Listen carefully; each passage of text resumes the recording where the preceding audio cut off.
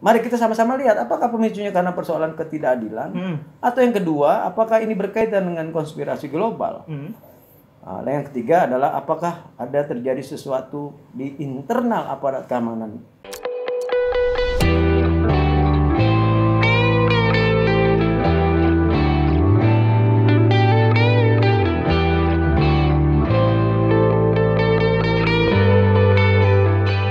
Kembali lagi di Hamid Talk.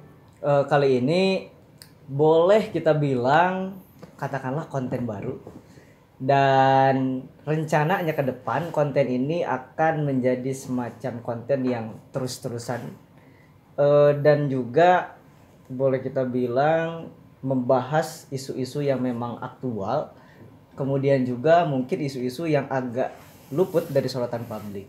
Dan kali ini saya sudah bersama dengan narasumber tetap. Kita boleh begitu Bang ya? Iya. Udah harus sesuai. Narasumber tetap. Boleh kita kenal Bang Irwan. Bang, kalau misalnya teman-teman di luar sana kira-kira mengenal Abang sebagai backgroundnya apa nih Bang? Ya backgroundnya apa ya? Terlalu banyak sih backgroundnya sebenarnya. Terlalu banyak ya? Sekarang menjadi penggagas gerakan ngajak melek aja deh. Ngajak melek, oke. Supaya masyarakat kemudian bisa tahu sesuatu yang selama ini mereka tidak tahu. Ngajak melek karena media mainstream kemudian membuat orang tertuju pada satu titik, padahal itu bukan titik yang sebenarnya harus mereka tahu. Ya. Oke. Jadi itu bisa kita bilang sebagai apa ya, mention dalam artian prolog kita bahwa memang konten ini namanya adalah ngajak melek. Ngajak melek. Dan ini adalah episode pertama. Episode pertama, dan wabil khusus di acara ini saya berterima kasih pada Habib Salim Assegaf karena ide dia tentang ngajak melek itu. Oh, dari beliau Bang? Iya. Alhamdulillah. Terima kasih. Oke, jadi teman-teman, untuk episode pertama ini kita akan coba ngebahas isu yang memang lagi ramai banget Bang belakangan ini. Khususnya kita sebut mungkin apa ya, radikalisme mungkin, atau nanti bisa diluruskan dan segala macam. Ini kan yang menjadi tren di publik seperti itu. Sebagai orang awam kira-kira nih terhadap dua kejadian ke belakang, kira-kira kita harus memandangnya seperti apa Bang kira-kira? Ada beberapa kejadian terakhir nih, perkawinan Atta Halilintar dan Aurel. Kan harus diluruskan. Iya. Bom di Makassar, kemudian juga kejadian penembakan di Mabes Polri. Iya. Pertama mungkin harus saya luruskan dulu soal radikalisme itu ya. Kita manusia itu nggak bisa menolak radikalisme karena perubahan-perubahan yang membuat peradaban dunia menjadi makin berkembang itu dihasilkan lewat beberapa peristiwa yang radikal karena ada pemikiran-pemikiran dan konsepsi-konsepsi radikal. Mungkin kalau nggak ada pemikiran-pemikiran dan konsepsi radikal, hari ini kita nggak pernah tahu tentang agama-agama. Karena nabi-nabi menempuh jalur anti mainstream tuh jalur radikal kan. Bayangkan aja kalau Rasulullah saat itu nggak melakukan tindakan yang radikal, berarti Rasulullah ikut aja dong dengan apa yang dijalankan oleh Bani Quraisy saat itu untuk menyembah Lata dan Uzza, kan tidak. Nah, mungkin radikalisme itu harus kita luruskan. Karena tanpa sikap-sikap radikal maka tidak akan ada perubahan yang signifikan, bukan hanya di Indonesia tapi juga peradaban manusia di seluruh dunia. Yang tidak boleh dan kita tentang adalah sikap-sikap yang menjurus kepada aksi-aksi ekstremisme yang kemudian belakangan dianalogikan dengan aksi-aksi teror. Oke. Berarti dua kejadian itu kita lebih tepatnya pakai istilah apa kira-kira? Ekstremisme. Ekstremisme yang kemudian melahirkan praktik-praktik teroris. Oke. Jadi teman-teman di luar sana, ini harus kita garis bawahi bersama. Ternyata memang istilahnya salah. Ya, dan itu yang sering sebenarnya yang digaungkan di publik Bang. Radikalisme itu, padahal ternyata bukan. Dan mulai hari ini kita pakai istilah dengan ekstremisme. Betul, karena pemaknaan yang salah terhadap kata radikalisme itu kemudian membuat kita cenderung takut untuk menawarkan perubahan-perubahan yang lebih baik buat republik ini, buat peradaban dunia dan peradaban manusia pada umumnya. kita kemudian dipaksa untuk menelan apa yang ada, dan ini yang saya tolak sikap ini. Makanya dalam salah satu yang saya tulis di akun media sosial saya dulu yang sebelum saya tutup adalah saya menulis di situ secara terbuka bahwa saya adalah penganjur sikap radikal. Nah, tapi kira-kira nih Bang, khususnya yang penembakan di Mabes Polri kira-kira. Ini kan terlihat boleh kita bilang agak absurd sebenarnya. Tujuannya apa kira-kira Bang sebenarnya nih? Ya, gini, kita kembali dulu nih pada pada fakta bahwa aksi teror dan sikap-sikap yang ekstremis itu sebuah sikap yang klasik yang sudah terjadi sejak zaman dulu kala. Di era Indonesia merdeka, cara-cara yang ekstremis, teror, bom, bunuh diri dan segala macam upaya untuk membunuh, menjatuhkan kekuasaan yang sah itu sudah terjadi sejak zaman Bung Karno. Bung Karno ditembak pada saat sudah sholat Idul Adha, digranat di Cikini ketika Bung Karno berkunjung ke perguruan Cikini. Di zaman Pak Harto juga ada bom Borobudur. Nah, yang paling meriah dan ramai adalah pasca reformasi. Nah, berkaitan dengan aksi teror yang tadi ditanyakan, saya pikir kita harus melihat bahwa apa yang terjadi ini setidaknya karena 3 faktor, bisa tiga-tiganya atau bisa hanya salah satu saja yang menjadi pemicunya. Apakah itu dipicu oleh persoalan ketidakadilan? Karena bolak-balik kalau kita ngomong soal aksi teror, ujungnya adalah berbagai pihak kemudian yang bicara soal toleran. Itu yang selalu digaungkan tuh. Iya, bahwa kalau ada aksi teror, lalu kita digaung-gaungkan toleran dong, toleran dong, toleran dong. Nah, dalam Islam aja toleransi itu sebenarnya secara eksplisit hanya berpegang pada 3 hal. Apakah itu keadilan, apakah itu persoalan kebajikan, atau apakah itu isunya tentang perdamaian. Nah, bolak-balik kalau ada aksi teror, orang bicara soal kebajikan dan perdamaian. Ayo dong, bom itu nggak bajik, bukan perbuatan yang bajik. Ayo dong, jaga perdamaian. Tapi kita lupa substansi dari toleran itu adalah soal keadilan. Jadi mari kita sama-sama lihat apakah pemicunya karena persoalan ketidakadilan, atau yang kedua apakah ini berkaitan dengan konspirasi global.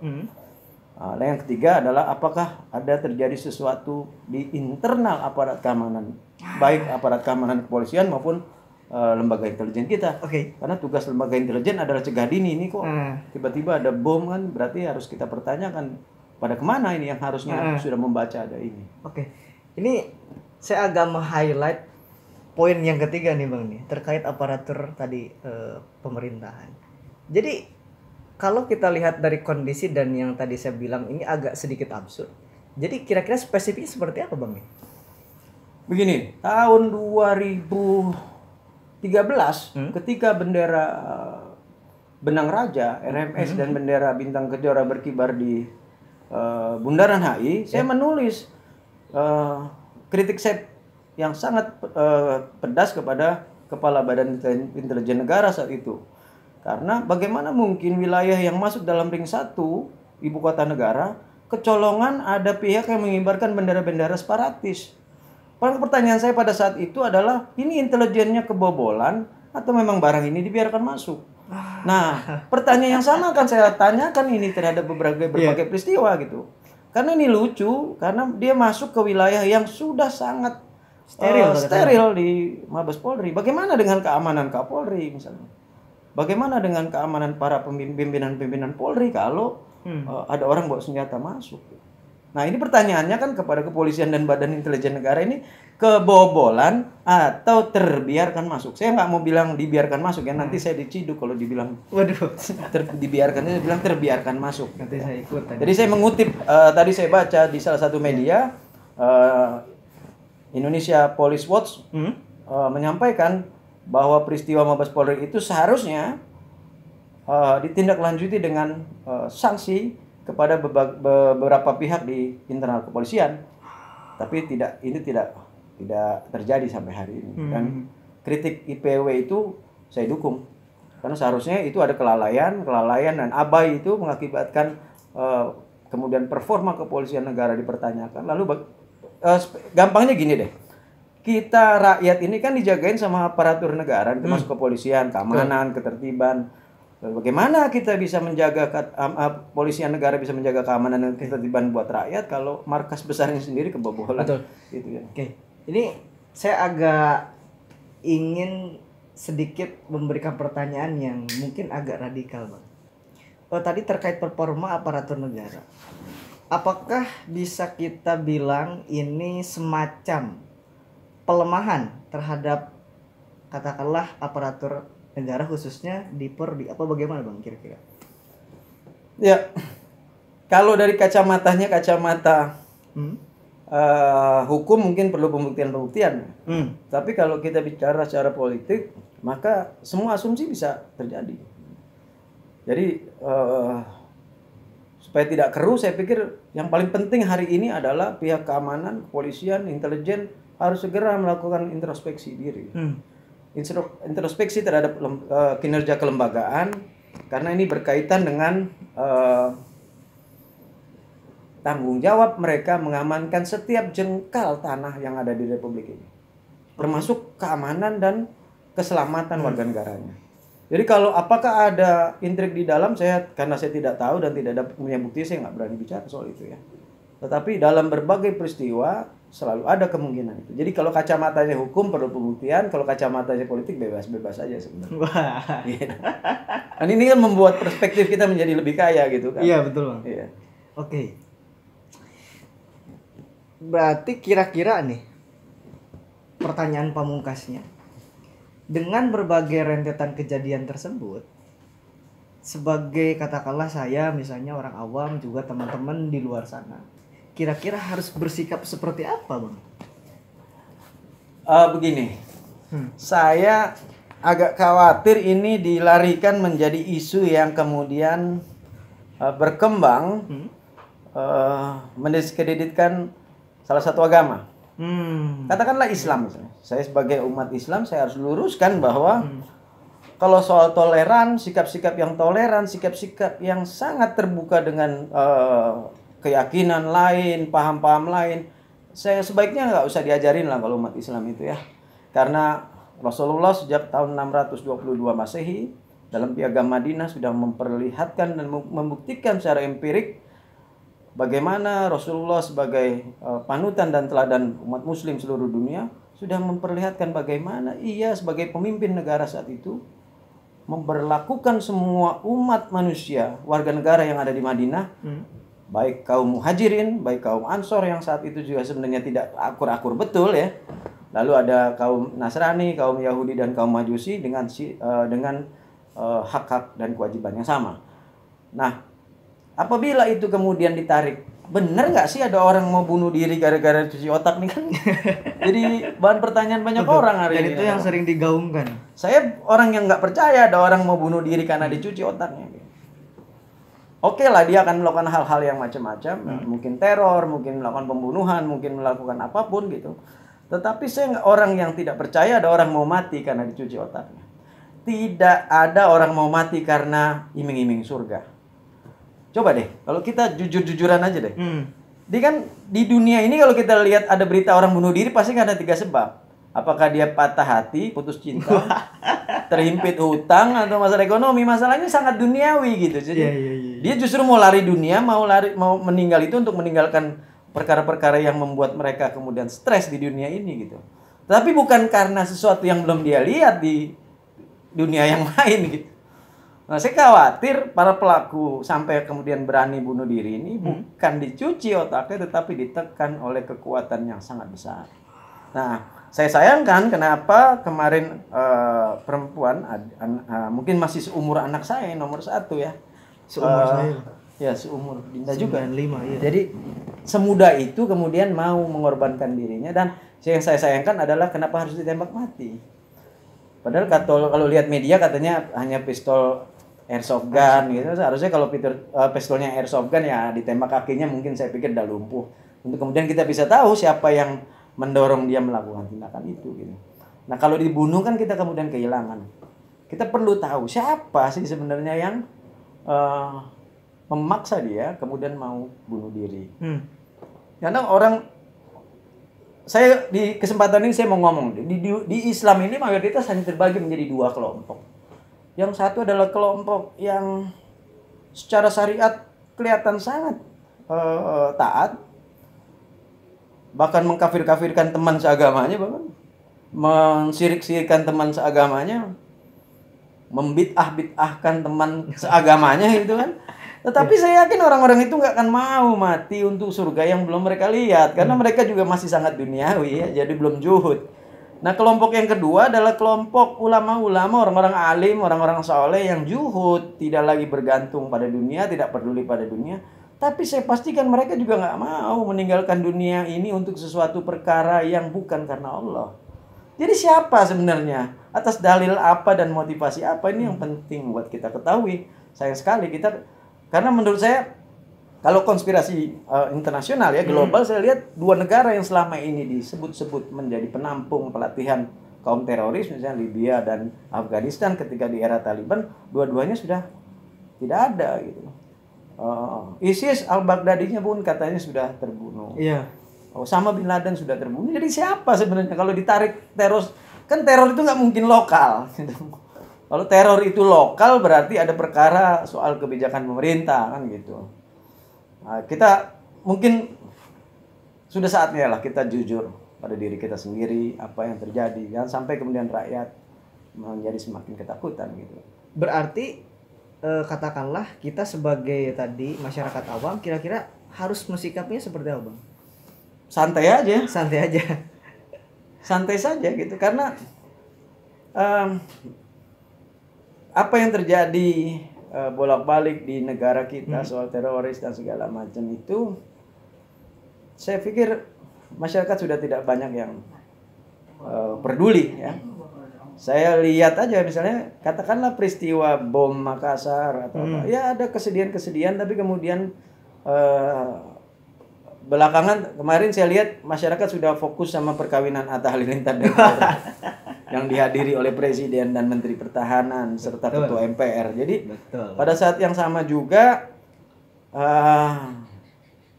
apakah Antoni Salim atau Samsul Nur Salim yang Samsul Nur Salim mendapatkan hak bebas dari tuntutan berkaitan dengan BLBI. Jadi menarik. Ya saya pikir rakyat sudah nggak peduli lagi. Nah, tinggal aparatur pemerintahan, aparatur keamanan, badan intelijen negara dan semua perangkat intelijen yang begitu banyak di Indonesia ini bekerja agar bisa mendeteksi. Karena deteksi dini itu tugas intelijen. Kalau ada orang bisa meledakkan bom, berarti intelijen kita mandul. Gitu. Ada orang bawa pistol masuk ke dalam Mabes Polri, berarti intelijen kita tidak mampu mendeteksinya. Nah, itu penting betul. Makanya berkali-kali saya dalam tulisan saya pernah menulis bahwa kita butuh dalam bahasa Inggrisnya sebuah National Intelligence Direction, jadi sebuah panduan intelijen nasional agar kinerja intelijen kita terintegrasi gitu, tidak bekerja sendiri-sendiri agar proses cegah tangkal ini, deteksi dini ini bisa lebih efektif. Saya pikir itu. Dan mungkin bisa kita bilang sebagai meluruskan fakta-fakta yang berkembang belakangan. Dan tadi ketika misalnya publik ataupun seperti saya misalnya masyarakat awam dan teman-teman di luar sana, ya kita santai aja gitu Bang ya. Iya. Dengan berbagai kondisi yang ada. Baik, untuk katakanlah ngajak melek untuk episode pertama sampai di situ dulu Bang. Siap. Terima kasih. Melek terus. Iya, melek terus. Kita harus melek terus. Dan katakanlah kita akan berjumpa kembali dalam ngajak melek di episode-episode selanjutnya. Siap. Oke, terima kasih Bang. Sama-sama. Ada yang mau disampaikan lagi? Saya pikir nggak ada ya. Yang paling penting adalah kita harus pada persepsi bahwa tindakan teror itu bisa terjadi pada agama apa saja. Bisa terjadi dalam komunitas masyarakat yang mana saja. Jadi bukan hanya terkotakkan kepada satu agama saja gitu. Dan ini mustahil lah kalau atas nama Islam karena kita mayoritas gitu. Jadi agak unik. Jadi supaya kita clear lurus bahwa orang Islam sendiri tidak menginginkan cara-cara itu karena bukan cara itu yang diajarkan oleh Rasulullah, dan pihak yang tidak berkenan juga karena kebetulan orang pelakunya adalah beragama Islam juga menghentikan tuduhan bahwa ada gerakan yang mengatasnamakan Islam di dalam. Ya, dan selang beberapa hari setelah peristiwa Mabes Polri, ada seorang laki-laki menodong-nodongkan pistol dari mobilnya kepada seorang pengendara motor yang karena persoalan lalu lintas. Dan ini kesekian kalinya ada orang secara terbuka, bukan aparat, nodong-nodongkan senjata api kan ke depan umum. Saya pikir dia harus dihukum setimpal juga lah, nggak boleh cuman lewat materai kemudian orang bisa bebas gitu. Ini persoalan keadilan. Jadi kalau aparat tidak adil lalu bersikap permisif terhadap hal-hal itu teror juga loh. Gitu. Jadi kalau aparat nggak adil ya jangan salahkan kalau ada orang lain kemudian mencari pintu keadilan yang lain gitu. Jadi makanya saya bilang yang paling penting hari ini adalah kejujuran ke semua pihak, termasuk aparat. Kita juga semuanya harus jujur bahwa ketidakadilan itu adalah sumber dari semua malapetaka dimanapun itu. Oke. Itu menjadi semacam closing statement untuk isu ataupun topik kali ini. Tapi kalau misalnya teman-teman masih belum puas, boleh nanti komen dan kita coba akan ulik kembali khususnya misalnya isu ini ataupun nanti ada isu-isu yang lainnya. Oke, terima kasih kepada teman-teman yang menonton dan sampai jumpa di Ngajak Melek episode selanjutnya.